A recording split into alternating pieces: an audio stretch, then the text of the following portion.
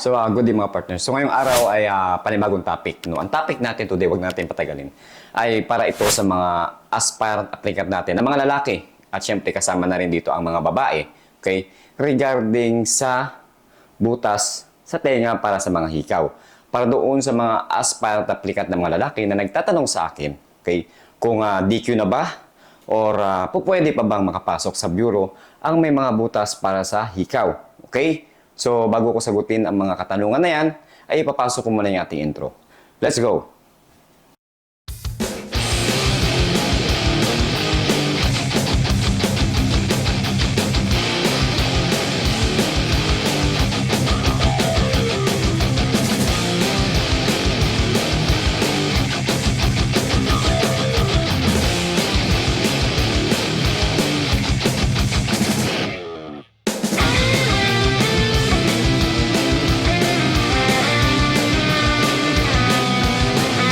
So once again, ladies and gentlemen, good day mga partners. So ngayong araw ay meron naman po tayong bagong mga topic.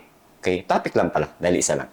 Okay, so ngayong araw ay napansin natin no, ang karamihan ngayon no, na nagtatanong sa atin ay regarding sa butas sa tenga. Tataman tayo may butas sa tenga. Okay, ang ibig ko sabihin ay ang para sa mga lalaki na may mga butas ang tenga para sa mga hikaw o may mga hikaw, okay, na mga lalaki. Tama ba? So, yung mga partners, no? Ang tanong kung DQ na ba or disqualification na ba, yung may mga ganong klaseng cases. Or, syempre, para doon sa mga babae, isa, dalawang butas ng tenga para sa mga hikaw nila, no, ay pwede pa ba sa bureau? Okay, ang sagot natin dyan. Disclaimer, by the way, bago ang lahat, ay hindi po tayo dito nagmamagaling. Okay? Baka meron na naman po ditong, subscriber natin o viewers natin na mag-comment na binablog natin ang bureau. Okay? So, hindi po ito para sa akin lamang. Okay? Para ito sa ating mga aspirant applicant na nangangailangan ng kaunting awareness at syempre information sa kanyang papasuking bureau. Okay? Hindi lang ito para sa iisang bureau. Para ito sa lahat ng men in uniform bureaus. No? Kung ikaw ay nanonood at ikaw ay nakasubaybay at naghahanap ka ng butas, butasan mo ako ngayon. Okay? So, gumawa ka ng content mo. Okay? Gumawa ka ng ikatutulong para sa mga aspirant applicant. Okay? So, back to topic tayo. May iba lang ako.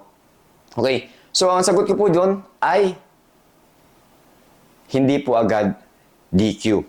Okay? Hindi po agad DQ kapag ikaw ay merong butas para sa hikaw, lalong-lalo na doon sa mga aspirant nating kalalakihan or male ang tinatawag. Okay? So, ano ibig sabihin, sir? So, sa madaling sabi mga partners, okay? So, bibigyan ka ng compliances. Ano yung compliances na yun? Okay? So, ang compliances na yun mga partners ay ipapasara mo yan. Okay? Ipapasara mo yung butas ng tenga mo para sa hikaw. Okay? Para ma-comply mo okay, yung binigay na compliance sa'yo. Okay? So, sa mga aspirant applicant nating mali dyan, alam na ninyo yung gagawin ninyo. Kapag kayo ay merong butas para sa hikaw, ay ipasara na ninyo. Okay? Dahil ganun at ganun din ang ipapagawa sa inyo ng isang bureau. Mapa-PNP, ha? Mapa-PNP, mapa-BFP, or dito sa BJMP. Okay? Pasara na ninyo. Yes. Okay? At, para din sa kalinawan, no, meron naman mga cases na matagal na naghikaw yung isang mali nating aspirant applicant, okay? At medyo nasasara na, okay? Kaunti lang nahalata yung kanyang butas para sa hikaw. Minsan nagbibigay ang bureau ng konsiderasyon, mga kapartners. Okay po? Nagbibigay po ang bureau dyan.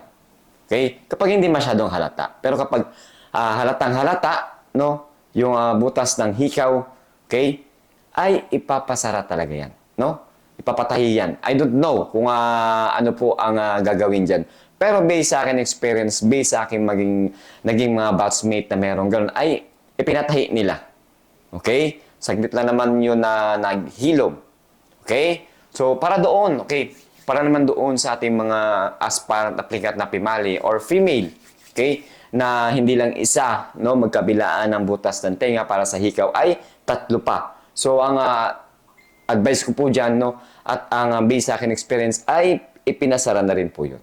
Okay? Binigyan sila ng compliance okay, na ipasara yun o ipatahi. Okay? Depende po sa kung ano ang recommend ng ating health unit, no? So, para doon sa may mga katulungan, kung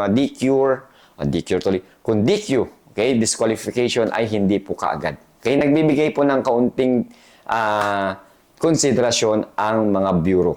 Okay? By the way, ladies and gentlemen, bawat bureaus ay nagbibigay ng kaunting konsiderasyon. Okay, depende na lang po ito kung paano nila i-deliver sa isang aspirant applicant. Kung karapat-dapat nga ba or hindi. Okay? So, sa mga nagtatanong, okay, naway nabigyan ko na naman kayo ng kaunting information. And syempre, and for the awareness. At syempre, para doon sa ating mga viewers dyan na babadaan sa inyong YouTube channel, no? Ay, sige, mag-bash lang kayo. Okay? So, kung gusto nyo gumawa ng sarili nyong content, gumawa kayo. Okay? So, para sa lahat, at syempre, para tayo makatulong. Okay? So, yun. Maraming salamat, no, sa ating mga aspirant applicant na tumututok. By the way, doon sa ating mga aspirant applicant na nagtatanong, may iba ako. Okay? Regarding sa ating Euros topics and tips at gabay. Okay? So, sa ngayon ay naka-private po ngayon ako. Dahil po meron tayong konting nililinaw sa bureau kung tayo ay wala tayong nilalabag na rules. Kapag ka meron na pong updates, okay, ipapublic ulit natin yung ating tips at gabay. Okay, pagdating sa neuro tips at gabay natin. No? So, by the way, meron kasi nakasilip sa atin, no? Merong mata na nakatingin sa atin regarding sa mga topics natin patungkol sa neuro examination. Okay? So, aside muna natin yung neuro examination, dadako lang tayo doon sa mga minor cases na pwede natin may advice, no? Na wala mo nang matatamang ego. Ego kasi yun, mga partners. Okay? So, yun. Pasimple na tips at gabay para doon sa ating mga aspirant applicant na may butasan tenga. Okay? So, kung may katanungan kayo, please comment down below. Okay? Agad-agad naman po natin sasagutin yan.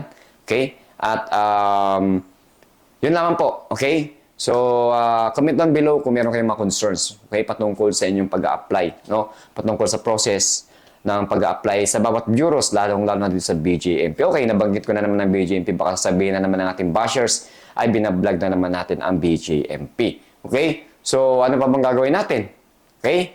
Bibigay tayo ng tips at gabay. Okay, maraming salamat at dito na lang po yung ating video. Lagi kong sinasabi, bilang isang aplikante, be a confident sa lahat ng bagay. Be a professional. Okay? At syempre magtiwala sa iyong kakayahan. At syempre magtiwala sa itaas, always pray. Okay? At syempre maging mabuting tao sa kapwa. Baka yung kapwa na yan, no? Yan pa makatulong sa iyo in the future. Okay? So ladies and gentlemen, lagi ko sinasabi, saludo.